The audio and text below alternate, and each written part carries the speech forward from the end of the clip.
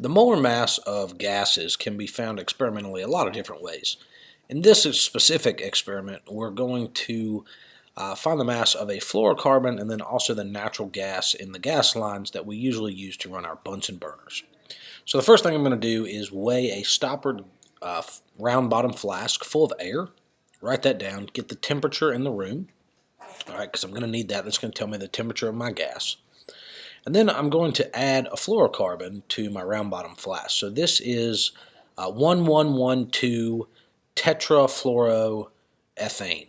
It is the active fluorocarbon in Easy Chill, which is a refrigerant. So I'm going to loosely put that stopper on, let the fluorocarbon kind of evaporate and force out all of the air, and then I'm going to take the temperature of that. So I'm just checking the temperature as we go and getting the mass at the same time.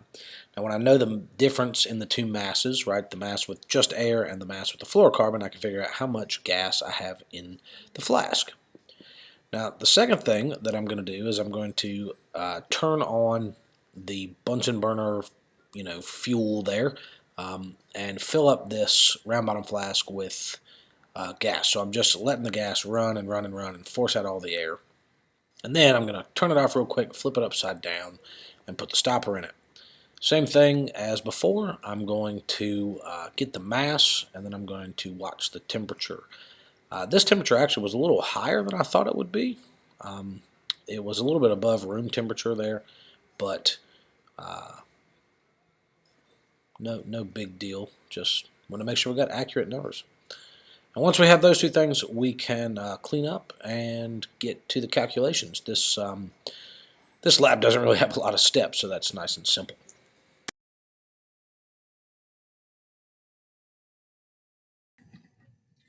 All right, so let's look at some of the calculations that go in with this lab.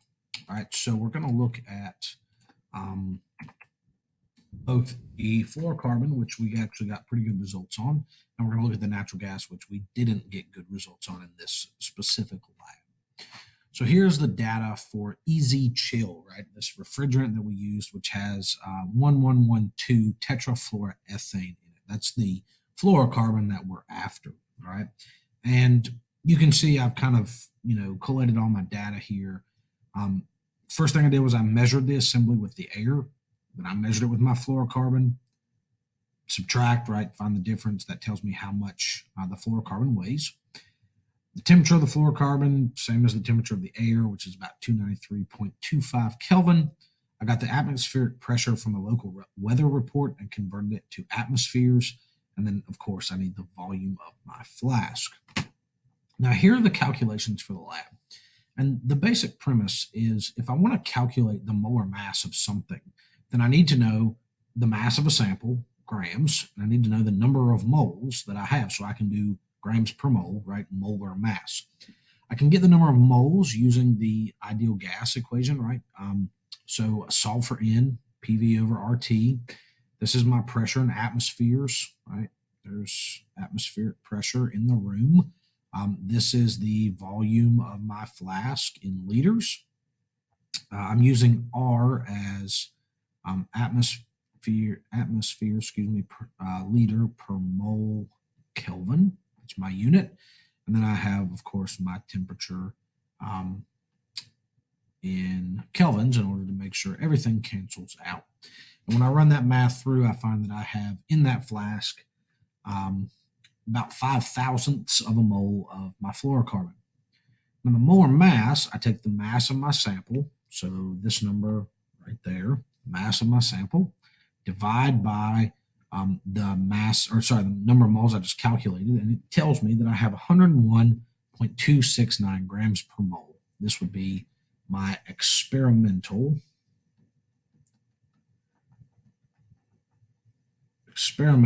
molar mass, okay?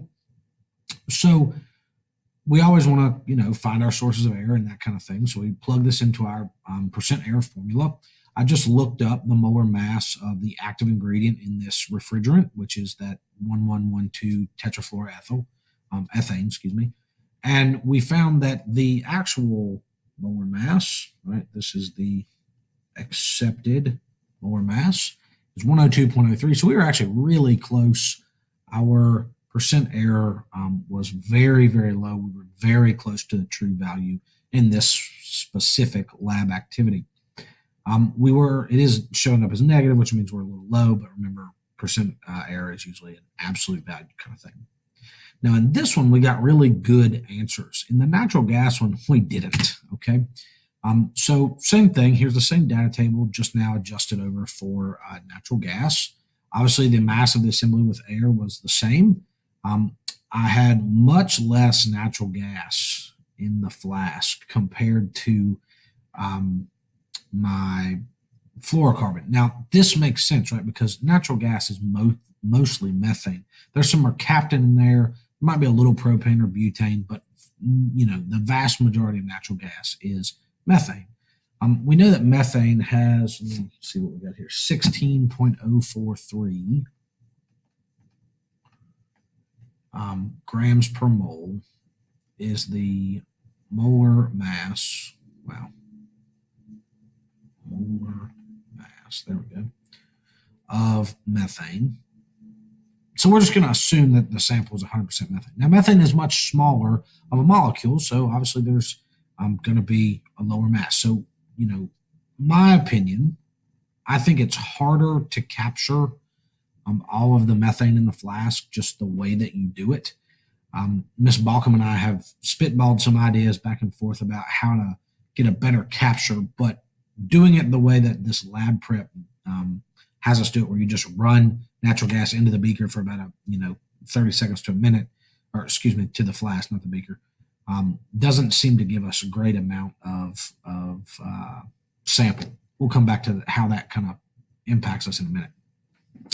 The temperature was a little higher for the natural gas. It was a little higher than room temperature when we measured it with the thermometer. The pressure is still the same, and the flask is still the same. Plugging that into my same set of calculations, I found that I have roughly the same amount of moles of natural gas in my flask, all right, as I did when I ran it with the fluorocarbon. Sorry, I lost my train of thought there. So from 0.0051 to 0.00508, all right, so very similar there. When I plug my sample value in, I find that I have an experimental molar mass of 10.42 grams per mole. This is 35% off as far as the percent error is concerned. But again, the capturing of that gas, I think, is the main problem there. Some other things that might come into play is the fact that there's mercaptan in the gas. There could be contaminants like water in the gas lines or something like that. There could be air in the gas lines. You never know exactly what's in that gas that you're capturing. So there's a lot of different places we could get some error there. When I, take the round bottom flask off and try to cork it real quick, some of the gas could escape. So there's a lot of different ways we could end up short of the mark there. But it's interesting because you think about in the 1700s when scientists were trying to establish these experimental techniques. I mean, I have really good flasks and really good thermometers and really good, borosilicate lab glass. They didn't have all that. So, experiments often need to be done over and over and over and over and over again. Take the averages of your numbers, and that's going to give you a much better look at reality. This is a great example of that because we know there's methane in that line. We should get a number close to 16 grams per mole, but we didn't. So there's a lot of different errors that could be there. We could redesign our experiment, maybe try to pass the gas through water to make sure we fill it up. I think that would be the best way. So if we took what we learned from the gas collection over water and we filled up a beaker, right, fill it up with water, right? So there we go. That's H2O, right? And we took our round bottom flask and filled it up with H2O as well and put a stopper in it. Put that underwater like this, and then run a hose up under the water. And this would be to our gas line. And then as the gas fills up, right, this is going to force the water out. And then we would definitely be able to tell that we had a complete, round bottom flask full of natural gas. I think that would be a great way to do it. We could even take that a step farther and instead of water, use alcohol for two reasons. Number one, mercaptan is soluble in alcohol better than it is soluble in water. So that might actually end up cleaning some of the mercaptan out of our gas sample.